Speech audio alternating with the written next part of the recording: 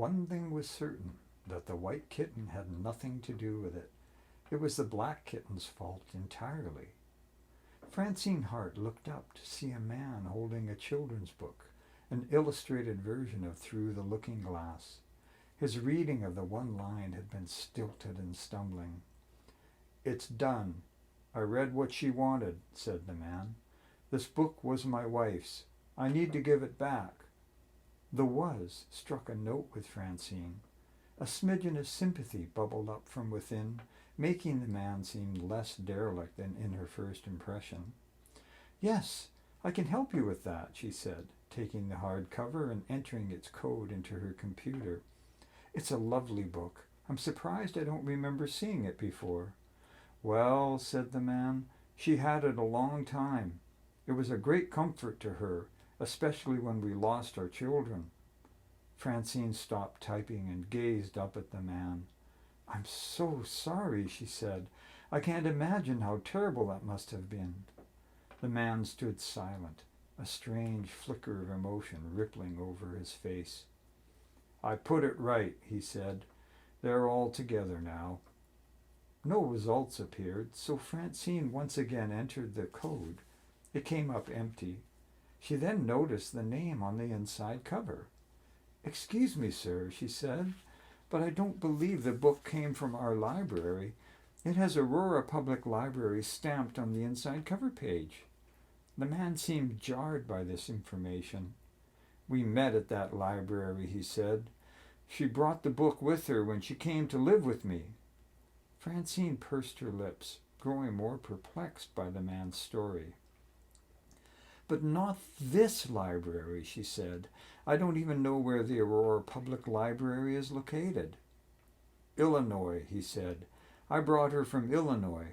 I gave her a good life, but the book made her troublesome. I have to give it back." The man was growing agitated. It made Francine nervous, as there were not many people in the library at that particular time of day. She offered up her sweetest smile. "Well, maybe I can help you somehow. Could I start by getting your wife's name?" "She made me call her Alice," he said. "That is rather unusual, Mr. Francine left the hint hanging, but the man either didn't notice or was choosing to ignore it. He hitched up his trousers and tightened his belt a notch. "Bob," he said. "I'm just Bob to everybody. My wife was Mandy." "Okay, Bob," said Francine. "And did she have a maiden name?" "A maiden name?" he replied, with a blank stare. "Her name before she was married," said Francine. "Many women keep it nowadays." "You won't try to trick me if I tell, will you?" said Bob. "Like not taking the book 'cause I had the name wrong or something." "No, no," said Francine, adding a theatrical chuckle. "Consider it returned. But it would be good to have some history when I arrange to have it sent back to Aurora." Bob stood in silence, a brooding silence. "Mandy Kent," he whispered. "She was Mandy Kent." Something rippled in the oceanic depths of Francine's middle-aged brain, but she couldn't get it to swim to the surface. "If you don't mind," she said, "I need to use a different computer to access information about the Aurora Public Library. Could you wait here for a moment?" Bob knitted his brows, then turned and walked in silence to a bench located in an alcove off to the side. Francine got up slowly and slid the book under her arm. She tried not to hurry, which is what she felt like doing. "I won't be more than a few minutes," she said, as she made her way to an office at the back of the library. Francine slipped through the door and sat in front of an aging PC. She pulled up Google and input Mandy Kent. A number of references appeared, but a September 14, 2003 article from the Chicago Tribune caught her eye. "It's been 5 years since 10-year-old Mandy Kent disappeared without a trace. The young daughter of Max and Melissa Kent was last seen borrowing a book from the Aurora Public Library, only 1 block over from the family home. Last Sunday, At the opening of a children's reading room named in her honor, Mandy's family spoke of having hope that she will one day be returned to them. Our prayers for her safe return only grow stronger, said her mother. We will never give up on our little girl. It took every bit of Francine's self-control to stop herself from vomiting. Tears formed in her eyes, and she wiped them away with a violent swipe of her sleeve. Her mind was flooded by a wave of unwanted images. Children, for Christ's sake! How old was Mandy when she had children? Francine stared at the book, its existence now a wonder to her, its power bordering on miraculous. When Francine came back to herself, she was gripping the edge of the desk so hard her knuckles were white. I have to move, she muttered, suddenly beset by an unbearable feeling of heaviness. I have to call the police. Francine stretched out a trembling hand and placed it on the book, praying it might be a talisman, something that could break the spell that held her.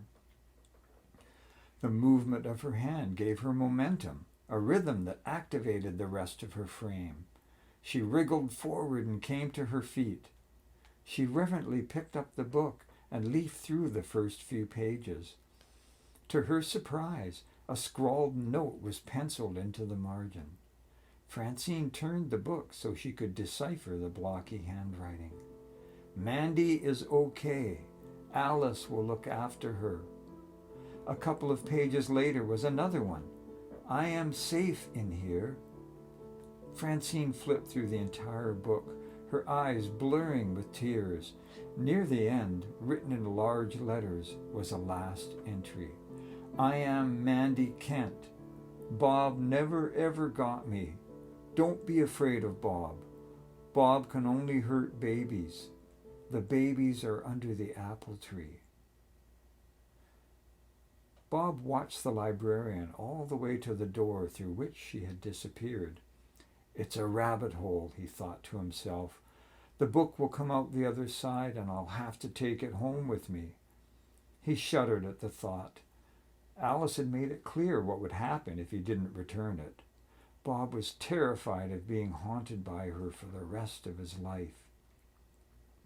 It had taken all his willpower to walk into this place. Bob didn't like books. They made him think of his mother and her casual brutality.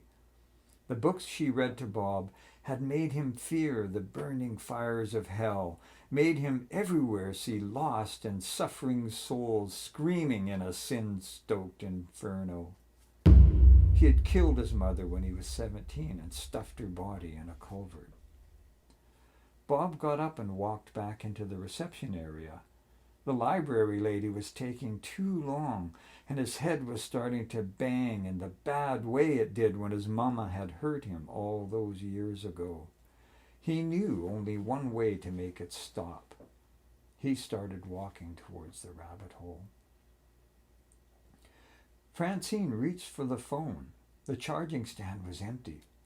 She swiveled to look about the room, hoping to find the handset on an adjacent desk. The door swept open as she did so, and Bob came through, closing it after himself. Is there a problem? He said. Francine had seen crazy people before, but not murderous crazy people, to which tribe she was sure Bob belonged. She knew she couldn't run. Yes, Bob, there might be, she said, managing to keep her voice level. It seems the book is quite long overdue. There is a fine to be paid. Why do I have to pay? He said. It was her book. I never looked at it. Francine picked the book up from the desk and held it out towards Bob. He cringed like it was a lance of fire. She took a step forward. I think you better keep it, Bob. No, no, no, he howled. She said I'd come back or she would come for me. You have to take it. A current of fear shimmered across Francine's belly. She felt the heaviness settling on her once again, but pushed against it. Her brain was deluged with wild thoughts and visceral impulses. One thought crystallized, breaking free of the turbulent debris that cluttered her subconscious mind. It felt like it came through her ears, but she knew it could only be in her head. Don't be afraid of Bob. Did you hear Alice just now? She said. No, and you can't either, said Bob. You can't because she died 3 days ago. Francine put the book down and leaned on the desk to steady herself. She said you buried the babies under the apple tree. Bob's face paled. How? He stammered. How can you know that? When Bob's hand came out of his trouser pocket, it was clutching an ugly, bone-handled hunting knife. Francine urinated on herself, the hot liquid seeping through her underwear and running down her leg to form a jaundiced puddle around her feet. When Bob crouched and began inching forward, Francine began fearing for her life. Why didn't you just take the book, he said. Alice wouldn't have said anything to you if you did. You're no Alice, lady. Francine turned and stumbled against the desk. Her hands came down on the book, 10 by 14 inches of beautiful hardcover. As Bob moved into his final approach, his foot slipped on the urine-splattered floor. Francine gripped the book in both hands and spun towards him, her considerable bulk creating a torque that turned the lovely children's book into a deadly weapon. Francine had never read about hand-to-hand combat, so was unaware of how lucky she was when the corner of the book struck Bob in his carotid sinus, just northeast of his Adam's apple. The disrupted baroreceptors informed the brain it was having a stroke, and Bob crumpled to the floor, soon to be dead. Was that me or Alice? Shrieked Francine as she straddled Bob's inert body and began pounding on his face with the book. Was that me or Alice?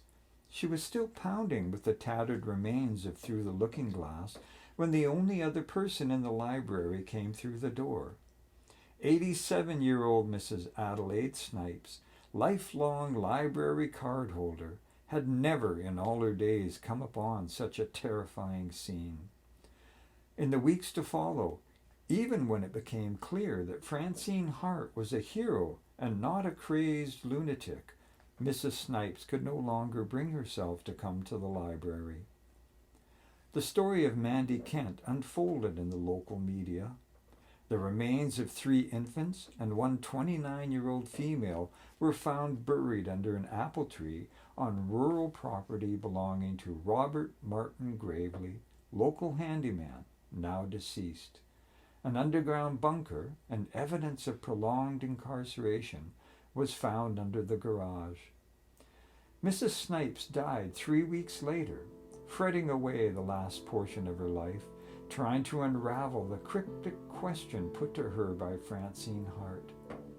Francine never returned to the library, and she spent the rest of her days in a facility of an entirely different sort, a place where she continued to obsess over the event, even publicly acting it out when she was taken off her medication. Was that me or Alice? Francine had screamed over and over as she pounded on Bob's face. When she noticed Mrs. Snipes, she gently put the book aside. Was that me or Alice? She said, blood splattered, in her best librarian's voice. Which do you think it was?